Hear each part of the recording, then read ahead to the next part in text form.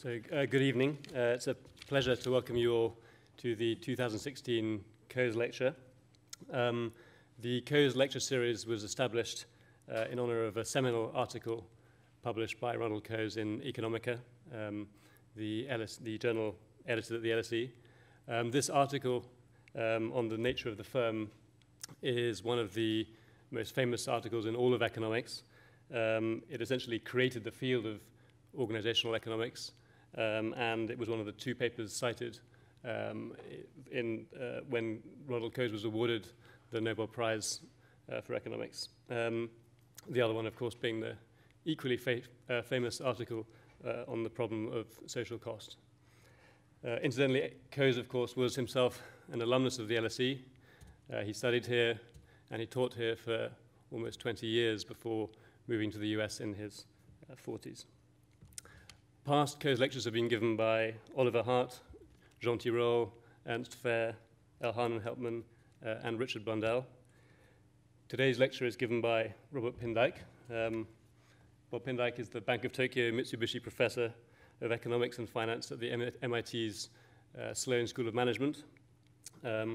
He's a man of admirable institutional loyalty, having also got his PhD, his master's, and his bachelor degree from MIT.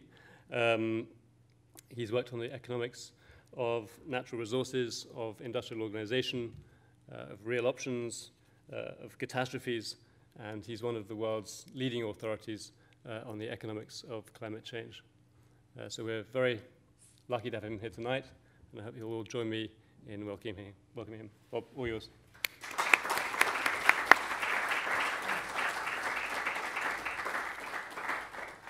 Okay, all right. Thank you, Ian. Okay, so let's, all right.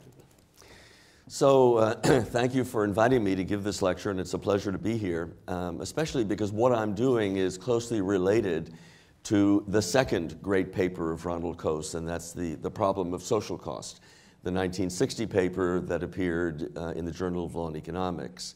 And let me just go to that. It's the Coase theorem. The Coase theorem is actually quite remarkable. It's the fact that if you have a company or an entity that's polluting something, creating pollution, and the polluter and the person or the group harmed by the pollution, if they have property rights, and if those property rights are well established, and the people can bargain with each other, the problem is solved. They will solve the problem. They'll come to a solution that will be efficient. It doesn't matter how many people are polluting. It doesn't have to be one and one. You can have several people doing the polluting, several people suffering from the pollution. As long as the property rights are established, well established, their bargaining will result in an efficient solution. And it's a remarkable theorem. And if you read, I reread the paper, because I'm coming here. And if you read the paper, it's quite amazing. The proof does not involve mathematics. It's done with words. But it's very, very nice, very clear, and a very, very impressive idea.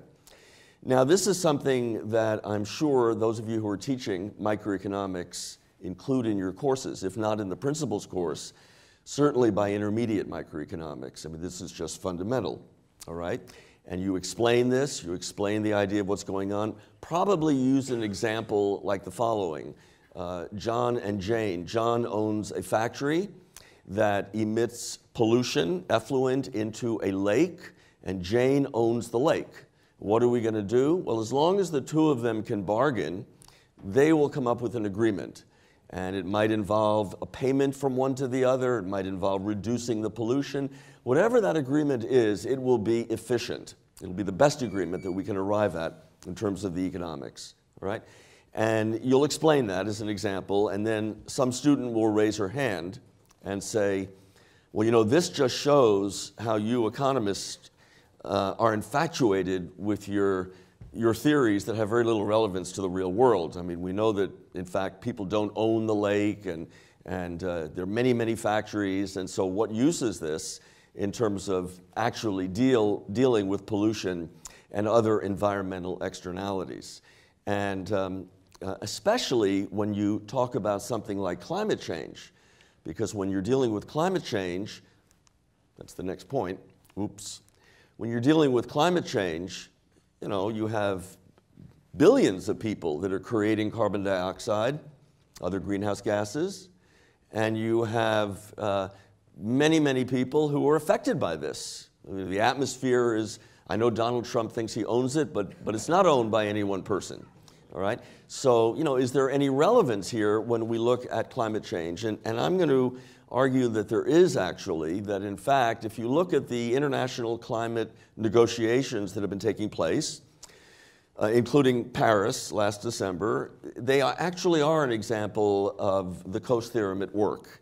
And the reason is that these negotiations can be viewed as bargaining between aggregate groups. So you start out with aggregates of polluters, and then you have an aggregate of those harmed by the pollution. And of course, many people are in both camps.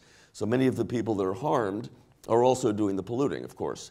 And so you have these groups, and they're bargaining between themselves and coming up with an agreement on, right now I'm going to talk about this more, a temperature target, that we have to limit the increase in temperature by the end of the century to no more than 2 degrees. And then you have a next set of negotiations where countries bargain with each other, and they bargain over, because the temperature agreement comes to an emission agreement, involves a reduction in overall emissions, they bargain over the allocations of those reductions. And you can have, just as in examples, textbook examples of the Coase theorem, you can have side payments. So it may be that rich countries will pay poor countries, especially countries that are most vulnerable to climate change.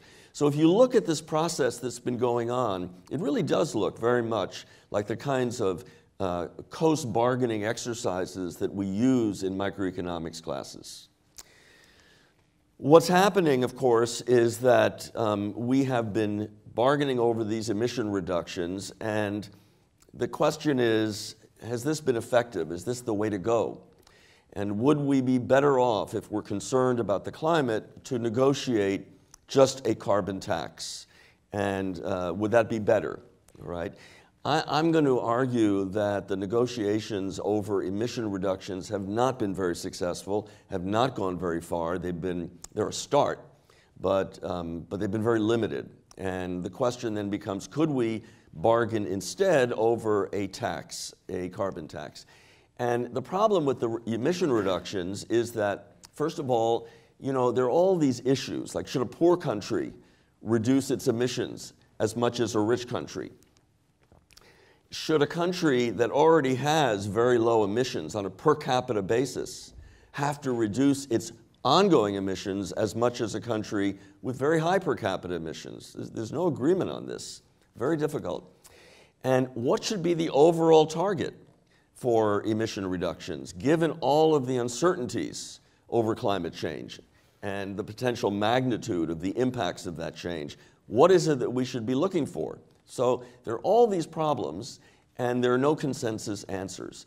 And what's happened is that these negotiations, as a result, have been very limited. In Paris, what happened is that countries, they made no commitments, but they set targets for themselves. We'll try to do this, some countries, not all, did targets. For many of the countries, the major countries, including the United States and China, the targets they set were things they were doing anyway. So it's unclear that the net gain is very significant from those negotiations. Now they're going to meet again and again, but very, very hard to actually come up with actual constraints on emissions. And for an economist, after you teach the Coase theorem and then the student says, well, how can you use this? You then, okay, we need to have a tax. And so for an economist, the usual approach is, what is the external cost of the pollution? And you impose a tax commensurate with that. That's how we normally do it. If not a tax, it could be an emission quota, or it could be tradable permits based on that amount of emissions. It's more efficient. But in the simplest case, it could just be a tax. That's how we would do it. And in this case, and by the way, often we talk about the social cost as the private cost plus the external cost. For some reason, in the climate change literature, social cost refers to the external cost only, not the private cost. So I'm going to use that terminology. So what we'd like to do is figure out what's the social, the external cost of greenhouse gas emissions and then impose a tax. To do that, we need to estimate the social cost, and here is the problem. Let's suppose for the moment that we could estimate the social cost. We could agree on it, $80 a ton, whatever. Then what we could do is come up with a carbon tax that could be applied to all countries. It would be a harmonized carbon tax. And I think Marty Weitzman has laid this out most clearly. He and others have pushed this idea, and I think it's a very good one. With a harmonized carbon tax, it's actually a better instrument. It's much easier to facilitate an international agreement. And there are a number of reasons for that. First of all, you're agreeing on a single number. You're not agreeing on a whole set of numbers, a number for India, a number for China, a number for Europe, and so on. You're agreeing on one number, okay? So that's easier to do. Second of all, it's easier to deal with different interests because, once again, whether these are poor countries, rich companies, again, it's just one number instead of a set of numbers. You eliminate the free rider incentive. You know, I want to reduce my emissions less, you reduce yours more so I can get the free rider benefit. Well, we eliminate that. There is no free rider anymore. Now we're all subject to the same emission tax, right? Same pollution tax. And it's very easy to monitor compliance. Either you've imposed a tax or you haven't. And if you think about the pledges, whether they're required or they're targets or what, very hard to monitor how much each country is reducing its emissions. It's hard for a country to know what its emissions are. Very hard to monitor how an agreement over emission reductions is actually working. So this is much easier to monitor, and it's politically attractive. Because the way this would work is that each government would keep the money. It wouldn't go to the UN, it wouldn't go to some kind of international fund. Each government keeps the money, and it can spend that money however it likes. And that's wonderful, because now we have a new way to collect money. You know, governments like to collect money. And here, a government can say, look, I didn't want to do this, but the devil made me do it. And now, you know, we have to have this tax, and we're very happy to get the money. So it can also be flexible. It doesn't prevent monetary transfers from rich to poor countries. It doesn't prevent having a fund to help poor countries deal with the cost of such a tax. It's flexible. So there's good reason to think that negotiating a harmonized carbon tax would be a much better way to go than doing what we're doing now, which is trying to come up with these targets for emission reductions on a country-by-country basis. Now, the problem here is that we need an estimate of the social cost of carbon, of the external cost. And so far, that has been extremely elusive. We haven't been able to come up with a consensus estimate at all. And estimates of the social cost of carbon range from what I've seen, about $11 a ton to well over $200 a ton. I mean, that's a huge range, and in fact, you can basically say we have no idea as to what the magnitude of the social cost of carbon is, because very respectable economists looking at this put that number in a range of $11 to what, $250. That's all over the place. There's simply no agreement on this. And the result is that climate negotiations have shifted over to more or less an abandonment of the social cost of carbon and simply deciding on intermediate targets. And by that I mean the following. You start out with a target for temperature, and right now the target is 2 degrees. And the idea is that we're not going to let the temperature at the end of the century increase by more than 2 degrees Celsius. And actually now that's being reduced to 1.5 degrees, even though 2 degrees is probably not feasible. I mean, with any reasonable, imaginable policy, the 2-degree target is probably not possible, but whatever, that's the target. So what we're going to do is agree on 2 degrees is the target, because anything above 2 degrees we are going to declare is catastrophic. Now, there's no evidence for that, but we're going to declare and agree that above 2 degrees it's a catastrophe. Then what we're going to do is convert the 2 degrees into limits on the atmospheric CO2 concentration. And we do that for the CO2 concentration not just at the end of the century, but mid-century and so on, maybe 10, 20-year intervals. And then we take that and we translate it into emission reductions. So if we know what the concentration has to be, it has to be below some number, then we know that total emissions have to be reduced by some amount. Okay, so that's the plan. That's how it's done now. We use these targets, these intermediate targets. And, but what we're doing, in effect, is we're replacing the social cost of carbon. We declare that we can't figure out what it is, and we replace it with an arbitrary target. There's no real economic justification for 2 degrees and the corresponding reductions in emissions that that implies, but we use that as a target. We just say, look, we got to agree on something, so let's agree on that. Now, maybe that's okay. Maybe we can't do much better. I'm going to suggest that maybe we can. So let me get to that. So look, you know, if we go back and ask, well, why can't we simply go back to the idea of a tax and agree on what the right size of that tax is, we have to ask, why is it we can't agree on the social cost of carbon? Why is it that we can't get a handle on what the size of the external cost is, that we simply cannot get close to it? We have estimated, economists have done a very good job estimating the external cost of SOx and NOx, sulfur and nitrogen oxide emissions from coal-fired power plants. We've done a very good job on estimating the external cost of lead emissions from back in the old days when we had gasoline that had lead in it from automobiles. So, and nitrogen emissions from cars we can estimate. Why has it been so hard to do this? Well, one reason, perhaps one of the greatest reason, is that we're looking at 100, 200 years, and that means the discount rate drives everything. So, you know, you have incredible sensitivity to the discount rate, and there is no agreement among economists as to what the right discount rate should be when you're looking at something that's going to cause harm 100 years from now. That's a very, very long time. What's the right discount rate? We don't know. We don't have any agreement. We have a lot of views about this.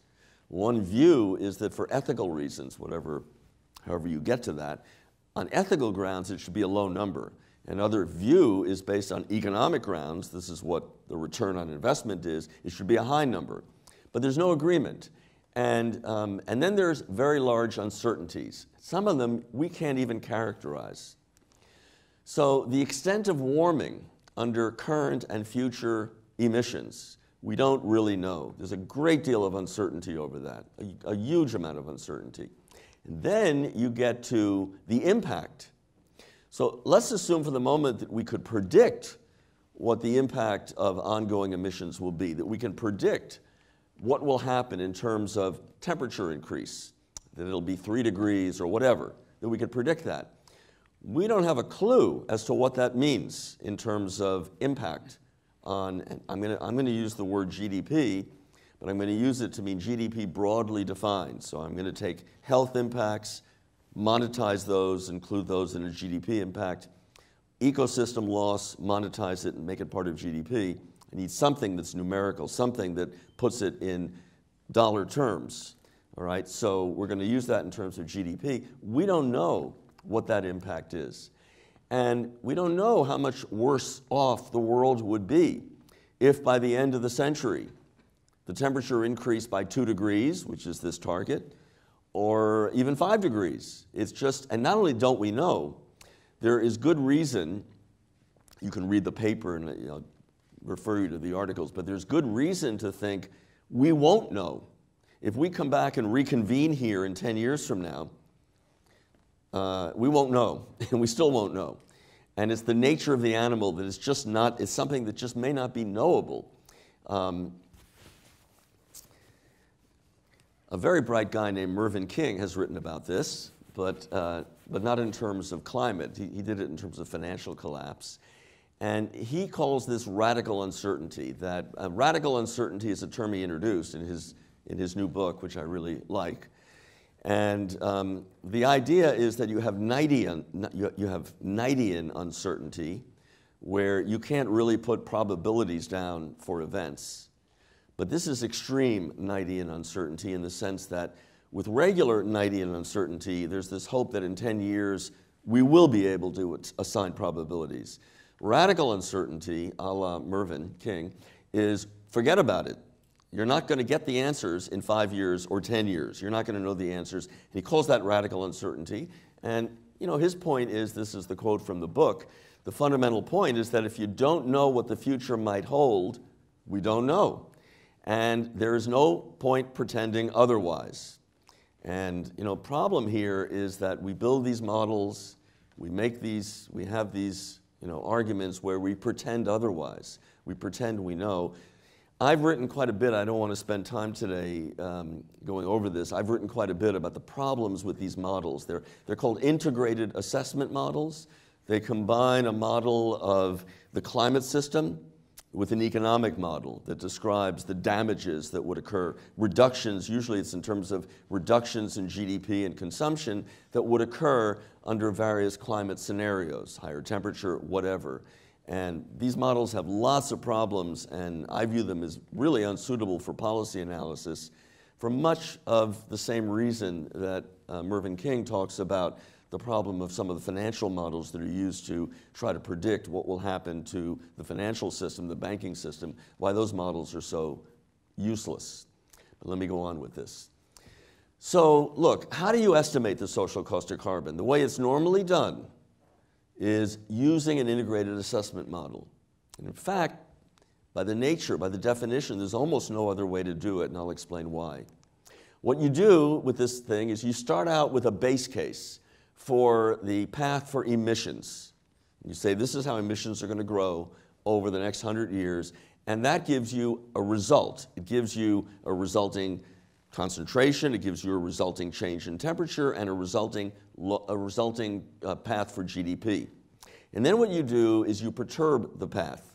You increase current emissions by 1 ton. Just today's emissions by 1 ton. All right? And now you re-simulate over again. And of course, what's going to happen is you're going to have a new path for GDP, which will be very slightly lower, be a little lower because of this extra ton of carbon that you're emitting today. And then you simply calculate the present value of this little bit of loss of GDP year by year over the next 100 years. And that present value is the social cost of carbon. All right? It's a marginal social cost of 1 extra ton of carbon. Now, there are problems with this, of course. First, as I've said in plenty of times, the models are flawed. They make believe we know things that we don't know. The relationships in these models, if you look at them carefully, are ad hoc. They're made up to a large extent. You can get any result you want for the choice of parameters. They can tell you nothing about the likelihood or impact of catastrophic outcomes, which, if you play around with the numbers, drives the social cost of carbon completely. If you didn't think there was much of a chance of a catastrophic outcome, a really bad outcome, and if you thought that we can basically assume that the middle of the road scenarios, the 90 percentile, 90% confidence interval scenarios are what we'll experience, you don't have to worry about carbon dioxide. Forget about it. The only reason we need to worry is the possibility of an extreme outcome. And the problem is these models can tell us absolutely nothing about that, zero.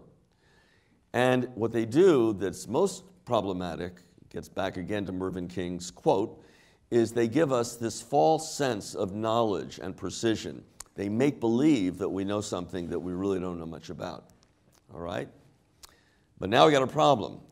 One answer to this is let's give up on the social cost of carbon, forget about it, and 2 degrees, that's a nice number. It's an even number, a round number. Let's take 2 degrees, agree on it, and go from there. All right?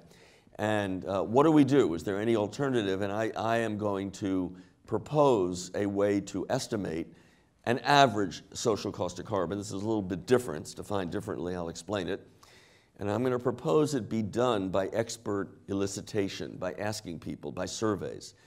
You might say, wait a minute, if we don't know what the impact of 2 degrees will be on GDP, what's the point of asking people? And my answer to that is that the way we do things when we come up with a policy is that we try to get a consensus, try to get an understanding of this is the best we can do. This is what we think. however we think it. This is what we think might happen. And take all those opinions and say, look, this is where we are. What does that suggest that we do? Okay? And that's what I'm going to propose. So, before I get to that, I have to explain the difference between the social cost of carbon as we normally think of it, a marginal SCC, versus an average social cost of carbon. The marginal number is how we usually think about externalities, how we normally measure things, all right? The problem is that it gives us today's carbon tax, assuming we're on an optimal trajectory and stay on an optimal trajectory, and there's little reason to think that's true. Secondly, it changes over time. So the social cost of carbon, the marginal social cost will change, usually rise over time.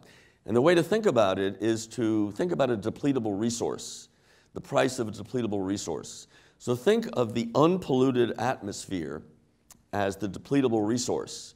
And as you emit carbon dioxide and it fills up in the atmosphere, you reach a point where things are very bad, and now there's no more clean atmosphere left, and you've depleted the resource. And that's exactly isomorphic to a hoteling model where you're producing an exhaustible and a depletable resource with constant marginal cost. Or think of a modified hoteling model where you have increasing marginal cost, or you have exploration going on so that the cost of extraction is getting higher and higher. Same thing, what will happen is you'll still have a rising price. It'll be a little different, but you'll have a rising price. Same thing with the social cost of carbon. Again, it's isomorphic to that problem. Any convex damage function will give you that. So it will change over time. And that means that when you use that for policy, you have to be ready to say, look, we're going to change the emission quotas that correspond to the tax or the tax itself year by year. And that's hard to do. It's very, very sensitive to the discount rate. We can take any model we want, and if we change the discount rate, you know, we're going to get a wild change in the social cost of carbon. If you think the right discount rate on future consumption is 1%, you're going to get a big number for the social cost of carbon. If you think it's 5%, consistent with financial markets, you're going to get a tiny number for the social cost of carbon. It is critically dependent on the discount rate, and we simply don't agree on what that rate should be. And you need a model. You see, you can't use surveys or expert elicitation to get a marginal social cost, because remember how it's defined. We're going to increase today's emissions by 1 ton and keep everything else the same. How do you ask that question? How can somebody answer that question? It's just not possible. So you must base it on a model, and these models have all these problems. So that's the difficulty with the social cost of carbon as we normally think of it. The average social cost of carbon that I'm proposing is the value of a flow of benefits over a long period of time from a large reduction in emissions over a period of time throughout the future relative to the size of the reductions. So it's still going to be a benefit over an emission reduction, but a large benefit over time divided by a large reduction over time. And I'll explain this. And I'll try to argue that this gives much better guidance for policy over an extended period of time. And really, that's how we're operating. We're operating over an extended period of time. My understanding is that in the UK, there are now statutes that declare that the UK will reduce its emissions relative to what they were, I think, in 1990. Ultimately by 80%, I think, in 50 years from now, which is quite a reduction, 80 or 82%, I forgot the exact numbers. This is in the statutes. So, you know, here in the UK, this is a long-term plan. That's what we have. That's what you've got right now. It's a long-term plan. So this gives you the guidance for what that plan should look like. It's consistent with the policy problem. You want to eliminate a range of policy outcomes, a range of climate outcomes, and you need to reduce emissions by a large amount to do that. So, you know, the 1 ton reduction is very nice, but we need a large reduction to do that. And we're going to see it's much less sensitive to the discount rate. It kind of gets around this discount rate problem, okay? And furthermore, it lends itself to expert elicitation. which is the technique I would use to get this number. All right. So the basic framework that I am using, is the following. First, the primary object of analysis is the economic impact of climate change, measured by the broadly defined reduction in GDP. Okay? I don't care about the mechanisms, about how those reductions occur, those impacts occur. I don't care whether the GDP is highly sensitive to temperature, and a small temperature increase results in a big drop in GDP, or the other way around.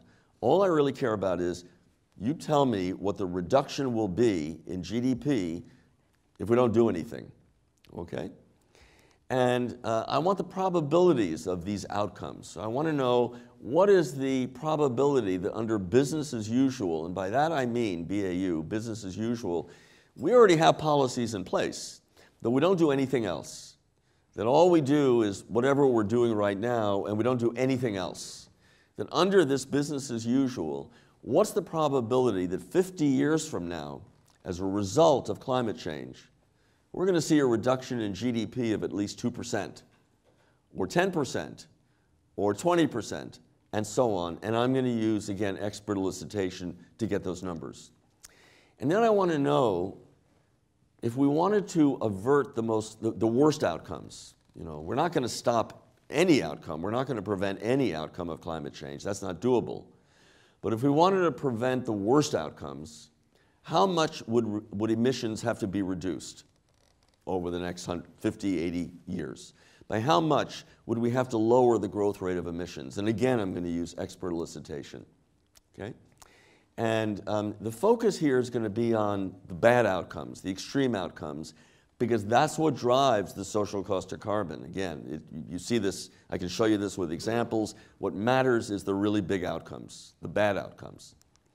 So what about using expert opinion? Why do this? So look, for economists, we don't like this, usually. And, we build models to avoid relying on subjective opinions. That's why we build models. We don't like to ask people about what they think. And the problem here is, if you think about it, these models that we use for climate analysis are in fact the result of expert opinions of the modelers. They're just what the modeler thinks. And that's part of the reason why these models are all over the place in terms of what they predict, because the opinions are all over the place. And it means the modeler is the expert, and that's especially true for climate change, where we know so little, where the theory and the data provide so little guidance. There's theory and some data when it comes to what we call climate sensitivity. How will an increase in the atmospheric CO2 concentration affect temperature?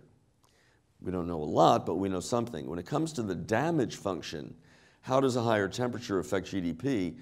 There's no theory, there's nothing. No data, no theory, no nothing, okay? And we really don't know anything, and so that means, well, again, the model's not going to tell us much. So look, experts are going to reach opinions in different ways. And you could say, well, if we don't know anything, why do we want to ask experts? They don't know anything either. Some experts might use models. They might rely on one model, or they might rely on several models, or they might rely partly on a model but know what the problems of the models are and adjust their views accordingly. They might rely on research they've done. Could rely on all kinds of things. They simply reflect right now the views, the opinions, no matter how they're founded, of those people who we could call experts, and I have to explain what I mean by an expert. These are people that are identified based on their established expertise as measured by highly cited publications.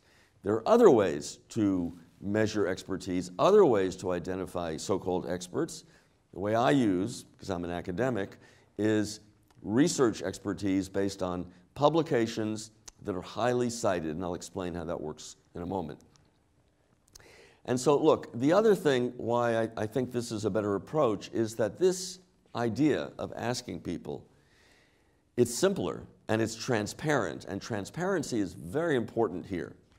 If you look at the models that are used to generate, projections, and try to figure out what's going on. You can figure out what's going on in Bill Nordhaus's model, the DICE model. It's well documented, it's fairly simple, you can read all the equations, you can understand it, it's pretty clear.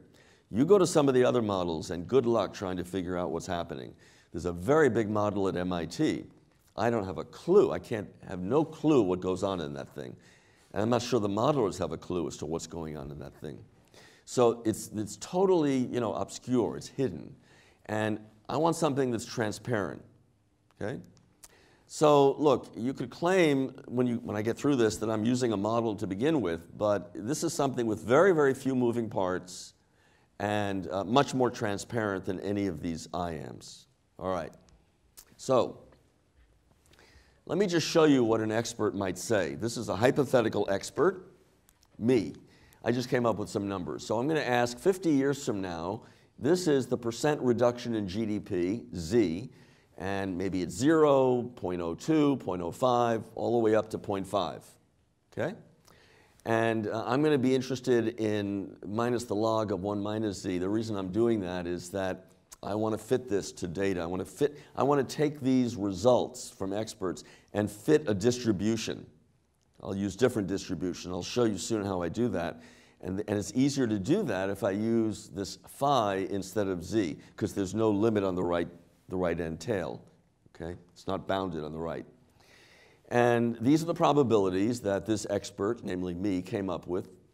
And this capital F is the cumulative distribution. This is 1 minus F. And this is the same thing, but looking out much later, 150 years from now, okay? So some expert came up with this. These are the numbers that we might get if we ask people. Now, I asked him and Ian about what I should talk about, what I can say in this lecture, and they said, whatever you want, but you got to have at least 5 equations. So I've got 5 equations in here. So here is the framework I'm going to use. So we're going to start out with 50 years along the lines of the table I just showed you. And this is GDP without a climate impact, Y0, and this is the impact. So some outcome Z implies that GDP in the future will be e to the minus phi times Y0. And again, we're going to fit this phi to a distribution. And we expect the impact to begin slowly and then increase beyond 50 years. Okay, it's going to keep growing, but eventually level out. And I'm going to use this really simple framework for the evolution of the impact, where beta describes the rate at which it approaches some maximum level phi m. And we need to calibrate this to get phi m, the maximum, and beta. How are we going to do that? So to get beta, what I'm going to do is use the average impact at 2 different dates. Remember, I had a panel there for 50 years and 150 years. And so I'm going to take the average impact at those 2 dates, and then using this, I get a relationship that gives me beta in terms of an equation based on the ratio of those average impacts at the 2 dates. They happen to be about 2.06 for the numbers I had before. And if you solve this equation, you get a value of beta that's roughly 0.01. Okay? So that's how I get beta. Now we need the distribution for phi m, but that comes from the distribution for the impact 50 years from now, which I'm getting from these experts. So this is how I have a distribution for phi 1, that's 50 years from now. I know beta, I know T1 is 50. That's how I get the distribution for the maximum impact. And GDP starts out again at its initial value. It evolves like this. And we know what the loss is from climate-induced reductions at any point in time. Once we have this distribution, we know what the loss would be if we know the actual impact. And so the distribution for the impact in 50 years gives us the distribution for climate damages in every year, starting today all the way out into the future. And the benefit portion of this average social cost of carbon is simply going to be the damages that are avoided, the present value of the damages avoided by reducing emissions by some amount. That's the basic idea. It's fairly simple. So how do we do this? We start out with a scenario. And the scenario is to truncate the distribution, to eliminate the really bad outcomes. All right? We're not going to eliminate any outcome. We're going to eliminate the really bad ones. For example, we're going to eliminate the possibility of a reduction in GDP greater or equal to 20%. That's a possibility, something like that. Okay? Really bad outcome. All right. Then what we're going to do is get the present value, B0, that's the benefit, of the expected avoided reduction in the flow of GDP by avoiding this bad outcome.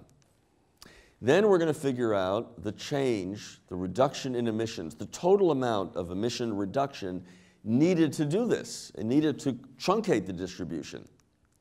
And then the social cost of carbon is simply, it's the average social cost, is simply B0 over delta E. That's all it is, in dollars per ton. Okay? And so we just need to estimate these numbers, B0 and delta E, and here's how we do it. So to get B0, well, we have if we have the distribution, if we fit the distribution, remember we're going to have many experts, not one, many, and we're going to fit a distribution to this for phi at 50 years from now. And from that, we can get the total benefit from truncating the distribution by just taking the difference in the expectations. This is the expectation if we don't do anything, business as usual. This is the expectation for the truncated distribution. And it turns out if you truncate at even a high number like 20%, you're going to get a lot of your potential damages removed. It's very, very sensitive to the really bad outcomes. All right, and if you look at this, what's going on here, this here, beta y0 times this divided by this thing, is the current flow of benefit, and dividing by these two terms puts it in present value terms. Okay, so that's the benefit part, and by truncating the distribution, we're getting and then dividing by this, we're getting the present value. Now what about the emission reduction? How do we get that?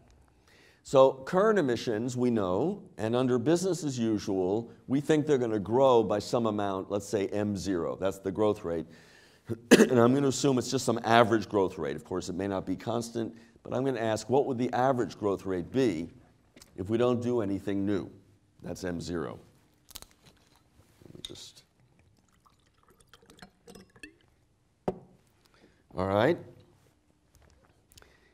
We want to ask, what is the reduced growth rate, the lower growth rate, M1, now and through the future, that we need to truncate the distribution? So for example, M0 might be 2%, and maybe M1 is minus 2%. What would it have to be? Then we're going to get this from expert opinion as well, from surveys. And now I'm going to make an assumption, and this is, you may agree or disagree, that the real cost per ton, the real cost per ton of abatement is constant. And the reason I'm going to do this is there are two offsetting effects. If you think about this, what's going to happen to the cost of abatement? Well, first of all, the cost will go down if you think there'll be technological progress. We'll come up with new technologies, replacements for coal and oil and so on, and that will lower the cost of abatement over time. On the other hand, we know that as you abate, it gets harder and harder to abate more. So after you've reduced emissions by 20%, to reduce it another 10% gets harder. And after you've reduced it by 50, to get to 60 is even harder still. So these are offsetting effects. One lowers the average cost, one raises it. And so I'm going to assume that these two effects offset each other roughly, so that the average cost will be the same, and as a result, what I'm going to do is discount those future emissions at the same discount rate I'm using for the benefits, the same rate R.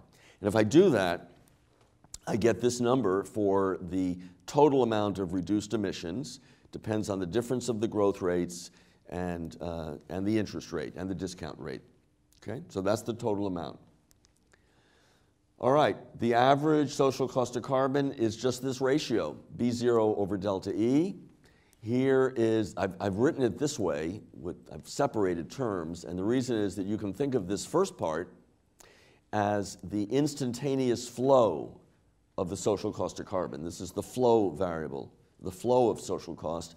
And the second part puts this in present value terms, creates a present value out of this. So that's how I've written it. Okay? So what do we need to do this? We need the distribution for impact at some time t1. We need that because we're going to truncate that. We need the expected impact at some future point, longer than t1, maybe 100 years, 150 years, something. We need that to get beta. We need M0 and M1, the business as usual emission growth rate, and the reduced growth rate to truncate the distribution. And we need a discount rate, R. Okay, that's what we need. And let me, before I go into how we use expert opinion, let me give you just a little numerical example of this. I'll use data for 2013. So world greenhouse gas, I'm going to use CO2 equivalent, which takes methane and converts it into the equivalent amount of CO2. Emissions were about 33 billion metric tons in that year. The growth rate of those emissions, 1990 to 2013, was about 3%. But US and Europe had zero growth over that period. All this growth came from Asia, and it's likely that under business as usual, that rate will slow down. So maybe 2% is a reasonable number for the business as usual growth rate as opposed to 3. World GDP was about $75 trillion, and the real per capita growth rate about 2% at that time. And I'm going to use a discount rate of 4%. We can play with this, but I'll use that for now. And a beta of 0.01, which came from the little example in that table. And I'm going to assume that by reducing emissions, this is just the numerical example, so that by reducing emissions growth rate from plus 2% to minus 2% per year would avoid the two worst outcomes, the 20% and the 50% drop in GDP. Okay. And so these are the expectations, the truncated distribution. And here's the benefit. It comes out to be about $89 trillion. Here's the change in emissions, about 1.1 trillion metric tons. We divide one by the other, and it comes out to be $81 per ton in this little example. Okay? So that's how this works. All right. We might ask, how does it depend on the discount rate? Because one of the things I said, one of the advantages I said that comes out of this approach is a reduced dependence on the discount rate. So we can recalculate these numbers using different discount rates. And you can see what happens. As we raise the discount rate, the benefit portion goes down a lot. Okay? But the change in emissions goes down as well. And the result is that the social cost of carbon goes down, but not nearly as much as it would for a marginal social cost. So once we move to an average social cost by construction, we have something that's much less sensitive to the discount rate. So if you think the discount rate should be 2.5%, not 4%, that's fine. It's going to make a difference, but not a huge difference. And that's very important. All right. Now, I'm going to use a survey to get these numbers, and I'll tell you how I do this. So I want people with research experience and expertise in climate change and its impact. And I use Web of Science to identify highly cited publications over the past 10 years. These can be journal articles, chapters in books, and in the Web of Science puts things in research areas. I'm using 6 areas. One is agriculture, business and economics, environmental science, geology, and an area called meteorology and atmospheric science, because these are the areas where we find these kinds of papers. Okay? And I use Web of Science search terms. I come up with search terms to try to identify publications related to climate change and its impact. And I'll show you how I do that. And then what I do is in each year, I take those publications that are in the top 10% of citations. Only those that were in the top 10% of citations in that year. And I do it year by year because obviously publications last year are going to have fewer cites on average than publications that occurred 8 years ago. So we do it year by year. And then from these, I get a list of distinct authors. And there's a problem here because in some fields, in economics, for example, authors are people who are closely connected with the research. In other fields, geology, for example, the list includes anybody who's affiliated with the laboratory. So you'll have typically 5, 6, 7 authors on a paper, unlike economics. And what we want to do to keep everything the same, we want to keep publications per author roughly the same. What I'm going to do here is I'm narrowing the list of authors so the percentage of authors in each field matches the percentage of highly cited publications in each field. And that means culling the authors in terms of keeping the ones with the highest number of citations. All right? So I eliminate some authors so that for all the authors I'm going after, we all have, on average, the same number of publications per author. Okay? So that's how I identify people. These are the search terms. And you know, this took some doing, looking at what does it turn up. Some of these are obvious terms: climate policy, radiative forcing, carbon price, damages, and so on. So those are the search terms. And this is what came out of the Web of Science search. We got about, in agriculture, 282 publications. Business and economics, 257. Environmental science and ecology had the biggest number, about 1,800, and so on. And then here are the distinct authors. And these are publications, authors per publication. You can see for agriculture, it's about 5, over 5. For economics, it's only about 2.5. Geology, it's 6. And what we want to do is keep the authors per publication fixed. So we're going to truncate the authors in these other fields to get to the 2.5%. So we're going to reduce the 1506 in agriculture to 705.6. So now the number of authors is 2.5 per publication on average. And now this is the percent of highly cited publications in each area, okay, and matches the percent of authors in each area. So this is how we come up with the list. It's about 9,000 to 10,000 authors. Some of these, it turns out, are duplicates. We ended up with a list of about 8,000. And we do a survey based on a set of questions. And here are the questions. Under business as usual, what's your best estimate of the average growth rate of emissions? This is M0 over the next 50 years. Under business as usual, what's the most likely climate-induced reduction in GDP in 50 years? Under business as usual, what's the probability that 50 years from now climate change will cause a reduction in GDP of at least 2%, at least 5%, at least 10%, and so on? Okay? Before I go on, I want to mention, and respondents can feel free to answer some of the questions and not others. On every question, we ask people to give their level of confidence on a scale of 1 to 5. 5 means most confident, 1 means I'm not at all confident. So we ask for their confidence. We also ask for their expertise. Is it primarily economics, primarily climate science, both? We ask for that as well, because one of the things we're going to want to do is see how the answers vary across these types of people. Question 5 is question 4, under business as usual, what's the most likely reduction in GDP in the year 2150? In the 50-year time horizon, what's the average growth rate of emissions needed to prevent a reduction of GDP of 20% or more? And lastly, what's the discount rate that should be used? We asked that. Okay, so these are the questions.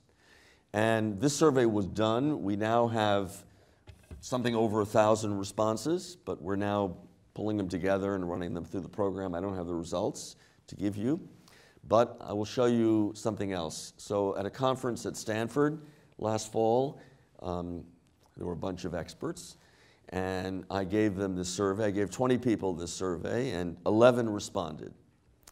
10 were economists, and 1 claimed to be a climate scientist. I think, in fact, he's an economist, but anyway. But they responded. I took those responses, and what do they say? What comes out of that? So I'm doing this to illustrate, how we get these parameters, how we can fit a distribution, and so on. So there was general agreement over the emissions growth rate under business as usual, very little variation, and a pretty amazing agreement on the likely impact of GDP. But opinions regarding the probabilities of different outcomes varied quite widely among these 11 people. And I'll show you a least squares fit of a gamma distribution. It's a thin tail distribution. a generalized Pareto distribution, and a log normal, the cumulative distributions of these, to the 11 responses to that question about different probabilities. So here's what comes out. These are the actual responses the experts gave. Question 1, the business as usual growth of emissions. The average is 2%, and they're all, between fewer at 3, 1, but most are around 2. The most likely impact is around just under 5%. 2%, 5%, and so on. These are the probabilities people gave. And you can see when you get out here to 10%, 20%, there's a fair amount of variation. 10% or greater, well, one person said 5% chance of that, 35% chance of that. These numbers vary quite a bit, and even more so when you get out to the bigger impacts. But this is what people said. This is the most likely impact in the year 2150. This is the reduced growth rate, what the growth rate would have to be to truncate the distribution. And this is the discount rate. And these are the averages down here. So you take these numbers, and let's first fit a distribution. So here's the cumulative distribution. And then I fit to these answers, and I fit the gamma, that's the blue line. The green dot line is log normal, and this pink or red dashed line is the generalized Pareto. And note that the generalized Pareto, the fit of it happens to start at a number greater than 0. Okay? And the way what I do here is, okay, what's the right distribution? I mean, you look at these, they all look kind of nice, or not nice, I don't know. But I'm going to pick the one, very simple, with the highest corrected R squared. That's it. Just goodness of fit. So it turns out that in that battle, the Pareto wins. And it has the highest corrected R squared, it's about 0.57. And I'm going to use that to get a social cost of carbon. And here is the fitted Pareto. Alpha, theta has 3 parameters. And alpha determines the fatness of the tail. So the number of moments that exists are alpha minus 1. So this is very thin-tailed, it turns out. That when I fit the generalized Pareto to this thing, I got a distribution where the tails are quite thin. We got 28, 28 moments exist. And the distribution starts at about 3.5%. Okay, so that's what comes out. Thin-tailed, and so I'm going to use the average numbers for M0, M1, and the discount rate here is about 2.4% discount rate. I need beta. Now it turns out that for these values of Z1 and Z2, beta is negative. So when this happens, I'm just going to constrain it to be 0.005. It has to be a positive number. And it's not very sensitive to that anyway, but with that, I get a social cost of carbon of $82 per metric ton. Okay? This is just what 11 people happen to say, and that's all it is. It's just an example based on these 11 people. But it comes up with a number like $82. All right. The next step is to take we have over 1,000 responses, and what do they say? And how does what they say differ by the degree to which they are confident in their answers? If we simply include answers for which the confidence level is 3, 4, or 5, or just 4 or 5, what kind of answers do we get? What do we get? How does it differ if we separate economists from climate scientists? How does that differ? How does it differ? Turns out when we do this, we don't know the names of the people who respond. It's kept anonymous. But we do know the location, the GPS location, exact location of their computer, where they did. So you'll never do this survey, right? But this is very good because what we can do is ask, what about US versus Europe, other parts of the world? We can do this regionally. Are there differences in opinions in different regions? We have enough responses geographically in order to do that. Okay? So, but I don't have those answers yet. I can't show them to you. You have to stand by. So look, what are we getting here? So first of all, let me just quickly summarize. Look, very hard to date to agree on the social cost of carbon, and I think that's the nature of the beast. We use a marginal social cost. That's how we do it in environmental economics. That's the standard approach. but it's very, very hard to do. You cannot use expert elicitation for that. It won't work because you're asking what happens if you have 1 extra ton or 1 reduced ton, either way, of carbon in 1 year. I mean, you just can't get an answer that way. So this is very hard, and the result has been a movement to a temperature target. You might argue that, look, this is the best we can do. You know, 2 degrees is a nice number. It's a low number, whether you can justify, don't justify. Let's just go with it. And that basically is the view of many people who are following the negotiations. Hey, it's a number. Let's see. Let's just get people to reduce emissions. That's not entirely unreasonable. You know, you could argue that we don't know much about this. We're fighting, we're arguing. And it's not unreasonable to just say, let's pick a number and try to, you know, get to that. Even if we can't attain that, we can try, okay, and not even try to get the social cost of carbon. But, you know, the commitments here are very unclear. And I've argued that I and others have argued that a harmonized carbon tax would be a much better instrument, in part because it's the advantages in terms of negotiations, in terms of monitoring, compliance, and so on, much better. But you need some kind of social cost of carbon to do that. And I've argued that we can use expert opinion to do this, fit distributions to that, to see what we get. Again, you know, the argument here is, well, wait a minute, if the modelers are all over the place, probably these experts are all over the place. The people at Stanford, the 11 people, you know, some of their answers were all around or differed considerably. Why is that any better? And the answer is, look, we're doing something based on what we think the world looks like. How we think what we think, whether we use a complex model to get there, whether we use some other kind of analysis, whether we use, you know, whatever it is we've read or thought about or studied. This is what we think. This is what people think. This is where we are, and we want to know how different people think about it. And so it's very clear. It's very transparent. And I feel that's a much better way to go. It's much more useful, much more honest in a way than using models. So if we fit distributions, we can estimate a benefit of eliminating some of the extreme outcomes, which I take to be a 20% reduction or greater of GDP. And we're also going to use expert opinion to estimate the required reduction in emissions to achieve that outcome, that truncation. And remember, we're not asking how much do we have to reduce emissions to prevent anything. We're not going to prevent anything. We want to prevent only the more extreme outcomes, and they drive the social cost. And we're going to find that out. We're going to get from that a total discounted emission reduction, and then the average social cost of carbon is just this ratio. It's very straightforward. And as I said, we're now implementing the survey, and you have to stand by for the results. And so now let me see what you think about all this and get questions. And let me just, before I get all the questions and criticism, I want to just tell you I'm very thick-skinned. So, so you know, you don't have to be polite. Thank you. Well, Thank I mean, you be very polite, but you know, if you think this is whatever you think, tell me. Thanks very much. Okay, let's open the floor for some questions. Yes, over here in the middle. If you just wait for the microphone. Thank you.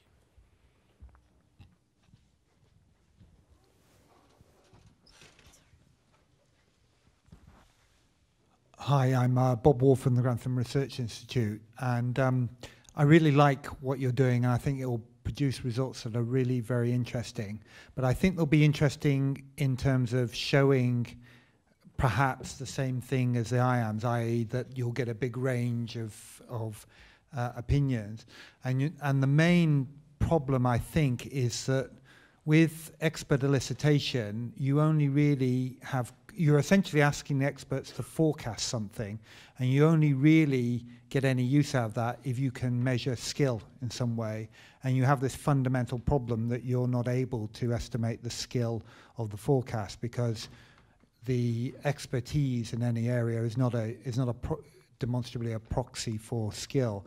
Often expert elicitations that seem to produce benefits have some way of measuring skill over time. So people are asked to make forecasts and you can see the outcome. But in this situation, arguably, you could have the case where all of your experts have zero skill and you wouldn't know one way or the other. Right. No, you're absolutely right. That's an issue. And, you know, there's a literature on this, on doing elicitations based on tests of how accurate somebody is in forecasting. You can't do that here in climate change because we'd have to start the work now and then finish it 50 years from now. So we can't do that. What matters for me is I want well, let me say two things. First, the way I'm doing this, I want the selection of experts to be absolutely objective. I want to use some rule. I don't want to choose people.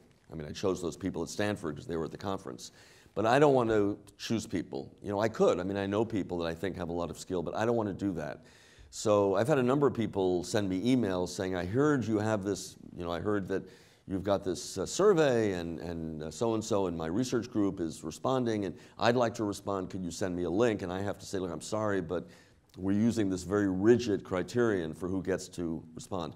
And what I'm using is, again, publications, you know, impact in terms of research. Now, there may not be a close correlation between research impact or publications and what you're calling skill. I guess the other response I would give is that I don't see what I'm doing as being I'm not trying to come up with a final number. So whether I get $80 or whatever I get out of this thing, I'm not going to claim that, you know, this is the right number and this is what should be used. What I'm trying to do is show that an average social cost of carbon is a useful, probably more useful measure to guide policy, and second of all, that you could do something like this and have it make sense. There are other ways of selecting experts. People have suggested, well, what about using, each country has a group, I forgot what they're called, a working group that comes up with the numbers for that country. Presumably those people have a fair amount of expertise because they were selected by the government of each country. I can't get those names. If I could survey them separately, but I don't know, I can't get the names. But you know, there are other ways of doing it. And what I want to do is, I consider this more research than trying to come up with a number to be used for policy. And what I want to do is show that this is a way to do it, it's a valid way to do it, and it could be a useful way to do it. And then if there's agreement on that, you know, the interagency working group in the United States that took these 3 models and averaged them and all that stuff, maybe they could do this. Or the new group at the National Academy of Sciences, do something like this. Okay, the gentleman in the white jacket.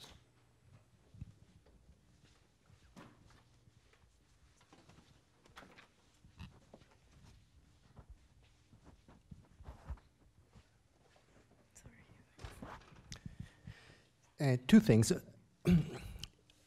How is that, so presumably $82, if that's agreed, that would be the tax. But how would that be a disincentive to go, I mean, how would that make people go away from business as usual? I mean, you could have a tax at 80, but the people will still burn. And so presumably then the tax is collected to pay off the losers from the high, but the losers will be way in the future.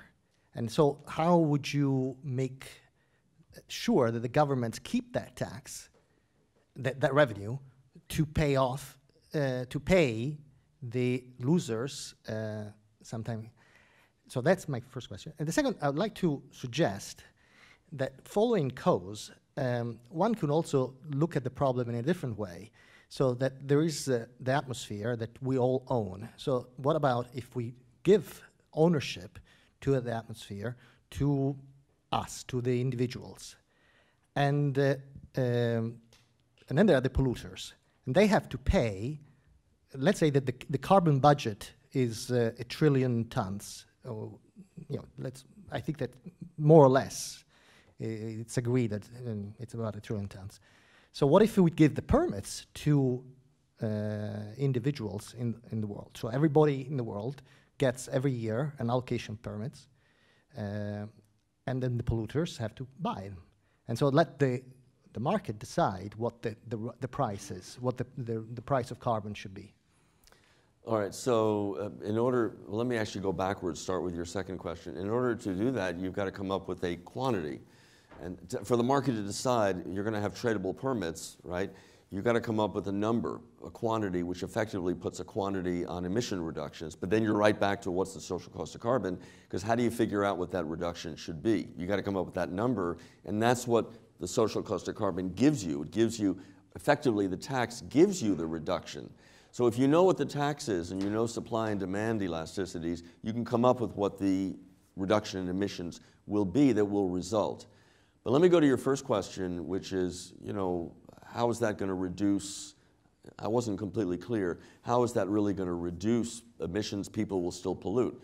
Look, if we impose, let me take something very simple, like gasoline, petrol. So if we impose a tax on that, you're going to buy a smaller car, you're going to do less driving, people respond. We know that they do. We've seen plenty of studies that show that people respond to higher prices.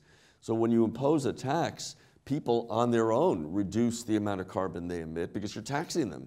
You're telling them if you want to emit a ton of carbon, it's going to cost you whatever it is, $80 to do that. So that's going to be the incentive for people not to emit carbon. Now, in terms of what do you do with the money, do you have to save it for the losers or whatever? I'm not sure whether the losers are people who are going to be impacted by climate change or people who are going to get hurt by the tax. But basically, you want the government of each country to do whatever it wants. That's what makes this work, is that you're not declaring that all this money goes to some international organization, it goes who knows where. Each country keeps the money, and they could use it to protect people lower income people who might be hurt by the tax. They could use it to protect people who might be damaged by climate change, that does occur. They could do whatever they want with it. And that's what we do with cigarette taxes in the United States anyway. So, states collect the tax and they do what they want. Yeah, but with cigarette taxes, you use it to fund the hospitals. That's the theory. You use it to fund the hospitals. No. What happens with cigarette taxes, I can just tell you about the United States. I don't know how it works here. In the United States, most cigarette tax is state by state. Federal government collects some, which is used to fund a variety of things. Who knows what it's used for? That's actually not even clear. Most of the tax is state by state. So Massachusetts, where I live, collects a lot of money in cigarette tax. What do they do with that? It just goes into their budget. It's just they do whatever they want with it. They say they're going to use it for education, they're going to use it to help people reduce smoking, but they just use it, it just goes in their budget. It's a source of revenue, that's all. Just like the sales tax, there's a general sales tax of 5% in Massachusetts. It's just money that goes into the budget. And that's true in every state. So states decide what they're going to do with the money. Now, you may say that, gee, they ought to use it, they should use it for this or that or whatever, but they don't. They use it however they want. Okay, actually the gentleman there in the fifth row. Thank you. You make a number of moves, and you've been quite explicit about some of the assumptions you make as well. Perhaps what I call a move, is you've used an average of a result at T1 and T2. An assumption would be the discount rate. Can you say something about which of your moves or which of your assumptions have the most influence on the results? So this is some sort of sensitivity analysis of the different moves or assumptions you're making. Right. So it turns out the discount rate, has an impact, but it's not that big because for the reasons I showed you before, which is important here. The average discount rate, I think, from the 11 people from Stanford was around 2.5%. If I make it 3.5%, it's not going to make a huge difference. Make us some difference, but not very much. M1, what is the required reduction in emissions? That's something that's important, but again, that comes out of the survey. It's not a number I'm assuming. It comes out from what people say. The number beta comes out from the survey unless I have to constrain it, which I did here, to be 0.005. But if instead I made it 0.01, it wouldn't make much difference. So it seems fairly robust to those assumptions. but not necessarily robust to the answers, in the sense that if people think that nothing's going to happen anyway, you know, then there's very little benefit and there's a very little social cost of carbon. That comes out of the responses we get from the survey. So it's very sensitive to that. That's why we have to ask people. I mean things like using an average of two numbers at T1 and T2 rather than some other construction. Or you take an average of their responses and put that average result in your model rather than do the model on all of them individually and see what happens. So different moves instead of a sum. I see what you're saying. So take each individual person and treat that individual person. The problem is we're fitting a distribution here. It's very hard to fit a distribution. You know, if you give me your 5 probabilities, I could, in principle, the generalized Pareto distribution has 3 parameters. So I could fit it to your 5 numbers, you know, and then do it person by person. But that's kind of hard, and it's not clear what that means to take a distribution and fit it to each person. So I'm using the collection of answers, not necessarily all of them. It could be people who are more confident than otherwise. It could be economists versus climate scientists.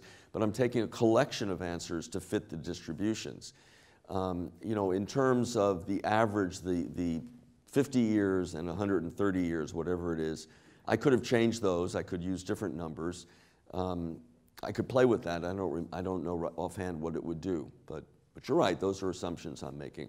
And again, this is a construction. So when we talk about the average social cost of carbon, this is a model of the average social cost of carbon, and you can do this in different ways. And I've chosen a very simple way to do this. And again, the purpose here is to illustrate how this approach could work, as opposed to, here's the answer, go negotiate based on this. Okay, I think there was a question at the front, and then... Thanks very much for your lecture. I thought your framework was really interesting and elegant in terms of an economic solution to a problem, but I'm struggling a little bit to think about how it might work in policy terms.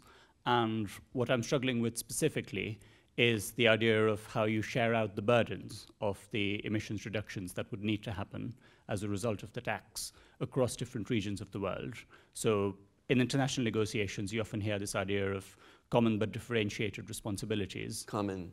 But differentiated responsibilities. And so essentially it's not just a forward-looking problem, but you also look backward and think about who's contributed to the stock of emissions in the first place. So I wondered if you had any thoughts on whether there is any space in your framework for those kinds of ethical issues. Well, I mean, I guess the answer is that you're right, I don't consider those things. But I think what's important here is to remember that when you come up, let me back up to this idea of a harmonized carbon tax. There's nothing in that that says you can't have side payments. You know, you could say, look, why should, let's say we say that tax is $80, we agree on some number, $80, whatever it is. You know, why should very poor countries have to bear that tax? Now, again, the government gets to keep it. So it's a little bit tricky here because the government could take the money and give it right back to its citizens, but you know, maybe it would affect the ability of the government to do things and so on. Why should they have to do that? And maybe what we should still do is make a side payment from rich countries to very poor countries. We might also realize that the $80 social cost, if that's what the number comes out to be, $80 social cost of carbon, that tax, there's still going to be damage. It's not like we're going to eliminate climate change. There's still going to be some climate change. There's still going to be some damages. And there's some parts of the world where those damages could be extreme. You know, small countries that are at sea level practically, or Bangladesh, which would be, large parts of it would be flooded. And so you could argue that with all of this, we still have to make some side arrangements, side payments. We need to do something to, it's going to happen, but we need to do something to alleviate the problems that are going to exist for those countries. So that's certainly reasonable within this framework. I think there's a question at the front. I'd like to come back to this question about robustness, because when the debate got going with Nick Stern and Nordhaus and so on, there was a phase when people said, well, the conclusions people come to just reflect the discount rate they pick. So the fact that your results are so robust to discount rate really begs the question, which of the two key features of your model is driving this? Because your model really departs from the conventional models in two ways. First, that you get away from marginal and you look at long-term averages. And secondly, you look at extreme events rather than means. And the question is, analytically, what's giving you the robustness?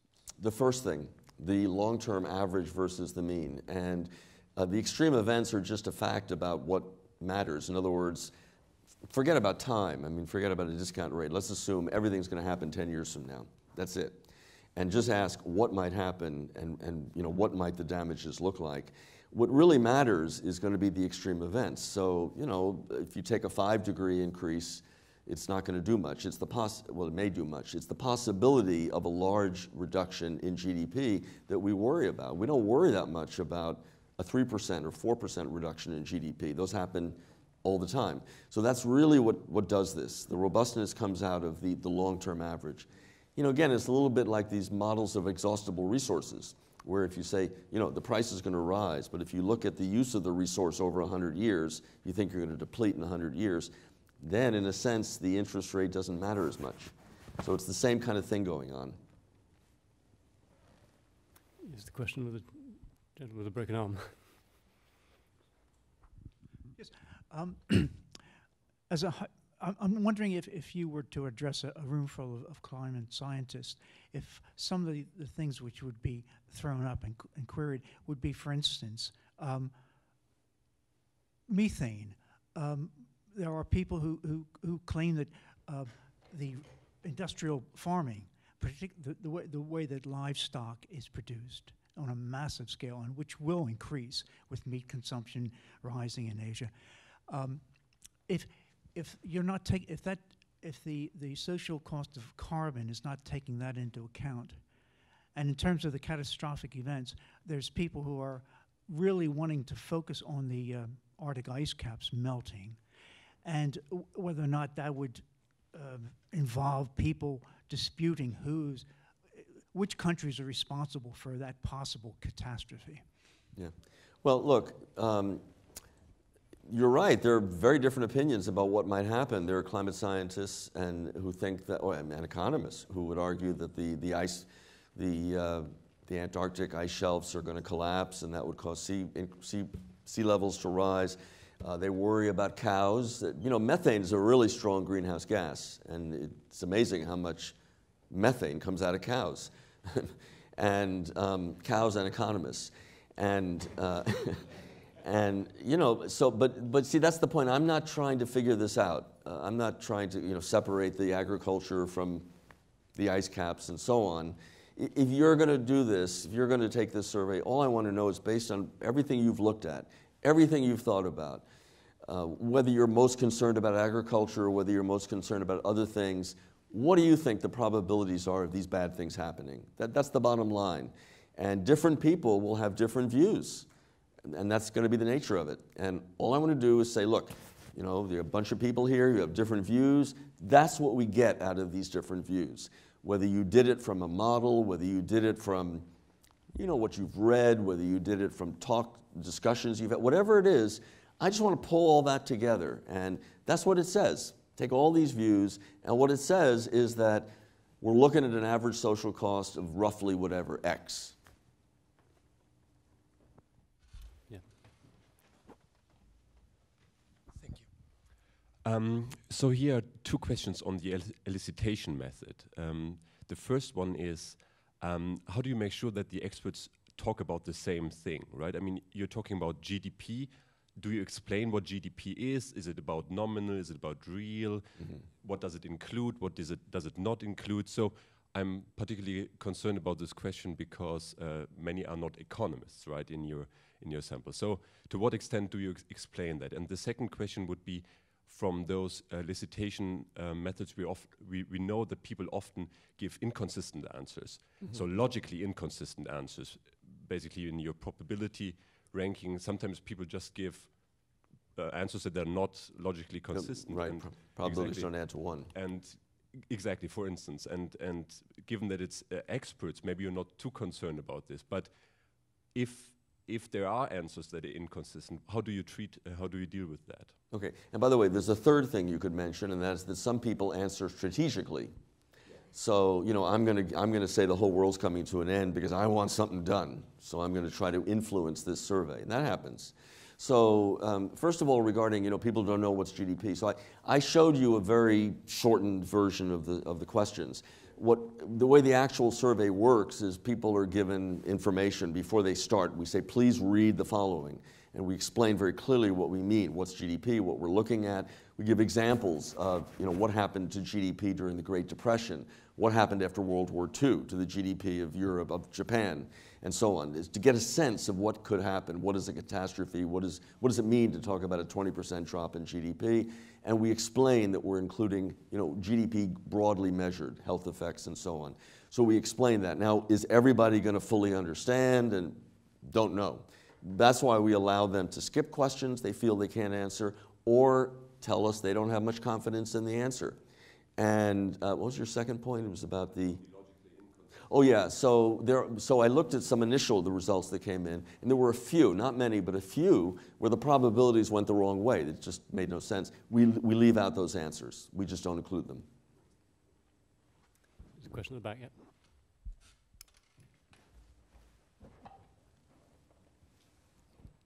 Hi.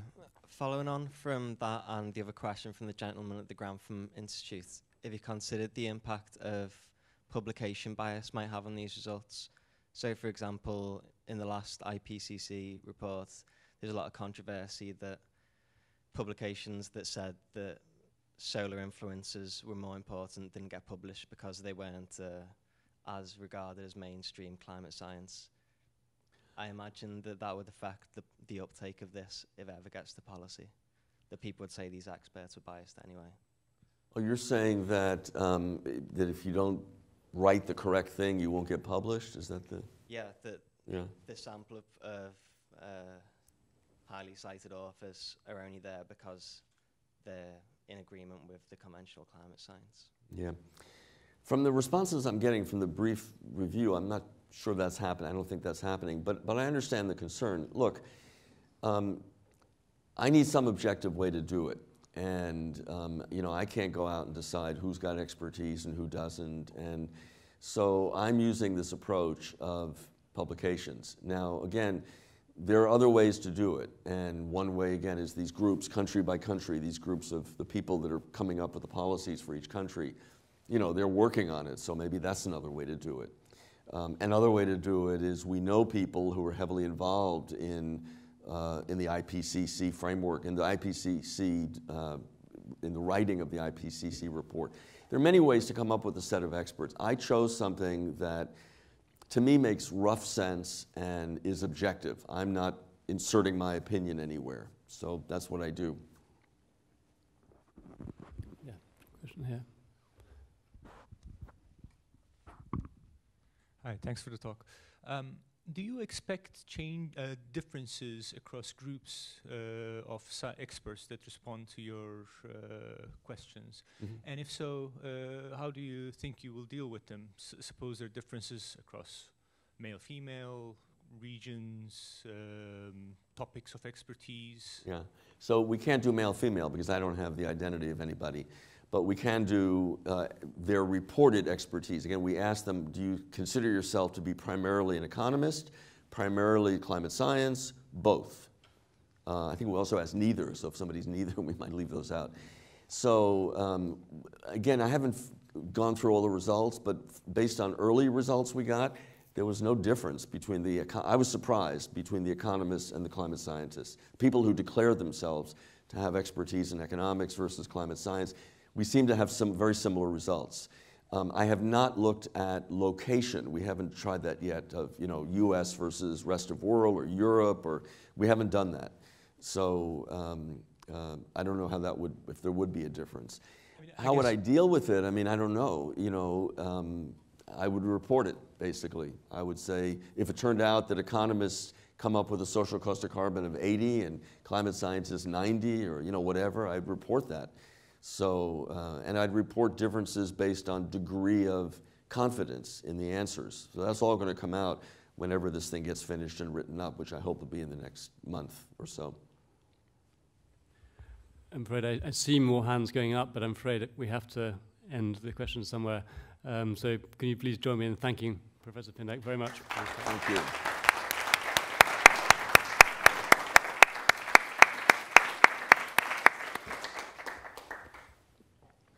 It's fun.